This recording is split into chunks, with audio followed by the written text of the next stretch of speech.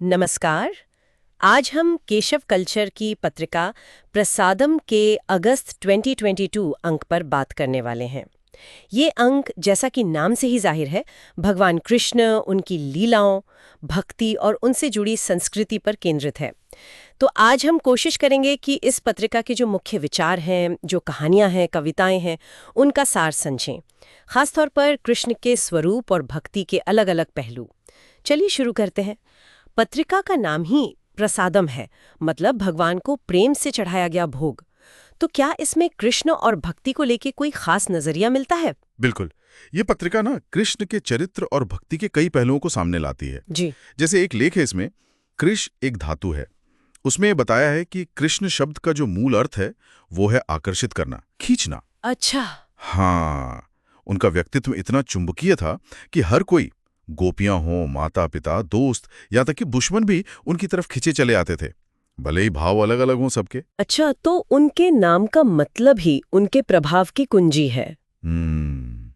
ये तो उनके आकर्षण को एक अलग ही गहराई देता है। और इसी आकर्षण और प्रेम से जुड़ा है 56 भोग। इसके पीछे भी कई कहानियां हैं, है ना? जी हाँ, पत्रिका में 56 भोग के पीछे की कुछ कथाएं दी हैं। एक जो सबसे ज्यादा चलती है वो ये है कि जब कृष्ण ने गोवर्धन पर्वत उठाया था ब्रजवासियों को इंद्र के प्रकोप से बचाने के लिए, हाँ। तो वो 7 दिन तक बिना कुछ खाए पिए रहे। फिर 8वें दिन ब्रजवासियों ने अपना आभार, अपना प्रेम जताने के लिए 7 दिनों और दिन के 8 पहरों के हिसाब से, मतलब 7 × 8 56। जी हाँ, 7 × 8 56 तरह के व्यंजन बनाए और उन्हें अर्पित किए।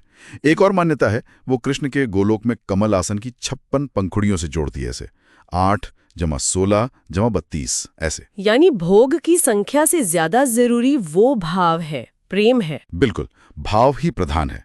पत्रिका में श्रीमद् भगवत गीता का श्लोक भी दिया है, पत्रम पुष्पम फलम तोयम यो मे भक्त्या प्रियच्छति। हाँ, कि प्रेम से अगर पत्ता, फूल, फल या जल भी दें, भगवान उसे खुशी खुशी स्वीकार करते हैं। शबरी का उदाहरण है, सुदामा का, द्रौपदी का, ये सब उसी निष्काम भाव को दिखाते हैं।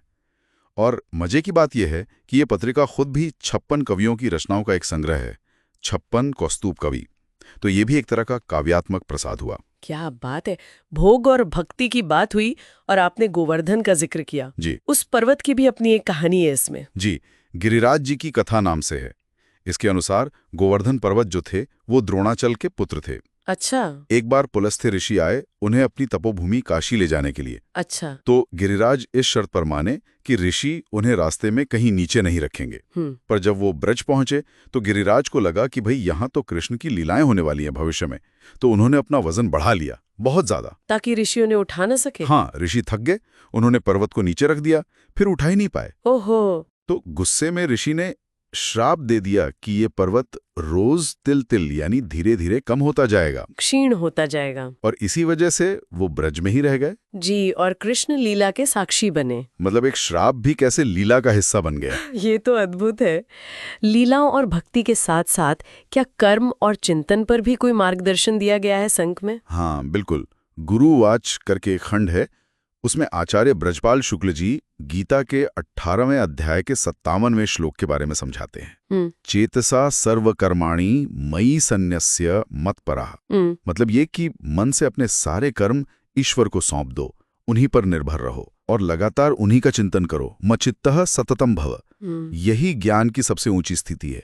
ठीक वैसे ही जैसे एक अज्ञानी आदमी दुनिया की चीजों के बारे में सोचता रहता है, बस यहाँ दिशा ईश्वर की ओर है। ये समर्पण का भाव तो पूरी पत्रिका में महसूस हो रहा है, चाहे भोग हो, कथा हो या कर्म का सिद्धांत। और आपने कविताओं का भी जिक्र किया था। हाँ, वो 56 कवियों की रचनाएं हैं। कृष्ण के जीवन के बहुत से पहलू हैं उनमें। बाल लीला है, प्रेम है, मधुबन का जिक्र है, विरह है, प्रार्थनाएं हैं, संवाद हैं। ये कविताएं भक्ति के अलग अलग रंगों को, रसों को पाठक तक पहुंचाती हैं। तो कुल मिलाकर देखें, प्रसादम का ये अंक हमें कृष्ण के बहुआयामी व्यक्तित्व के बारे में बताता है।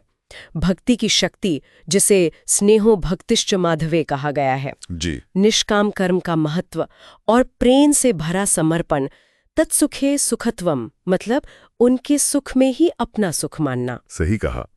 कृष्ण का चरित्र यही तो दिखाता है कि जीवन की हर भूमिका को, चाहे वो प्रेमी की हो, योद्धा की, दार्शनिक की या योगी की, उसे पूरी गहराई से, लेकिन फिर भी बिना आसक्ति के अनासक्त भाव से कैसे जी सकते हैं। और जाते जाते एक विचार श्रोताओं के लिए छोड़ जाते हैं।